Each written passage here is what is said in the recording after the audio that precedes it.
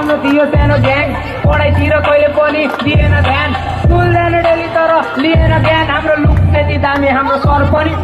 भारी त झोला बोकी स्कुल जान्थे जहिले एसेम्ब्ली सुरु हामी टोयलेट जान्थे जहिले चेक हुन्थ्यो कपाल पिडाइ खान्थे जहिले पढाइको पाल थिएन चिल्मा हुन्थे जहिले पढाइ राख्थे सर हामी हाँसी राख्ने जहिले चालु हुन्थ्यो क्लास हामी खाइराख्ने जहिले एकअर्काको बिल्ला आने दिन हाम्रो भिट्यो हामीले हल्ला गर्दा अफिससम्म पुग्थ्यो कुनै पिरियड झ्याउ लाग्दा सबैजना सुत्थ्यो घन्टी लाग्ने बित्तिकै टोयलेटतिर पुग्थ्यो उडाइ पनि खाए तर माया धेरै पाए 10 क्लास पनि हामीलाई काम पनि लाए बस्थे फर्स्ट बेन्चमा तर होइन हामी टपर कुनै पिरियड लेजर हुँदा हल्ला हुन्थ्यो गदर लगेनन् टुर हामीलाई रिसक्का हाई फर्स्ट ब्याच हामी रिजल्ट चाहियो अरे नाइट अरू स्कुल होस्टेलमा तिल गर्थे हामी एकअर्काको बिल्ला आने तिल भर्ने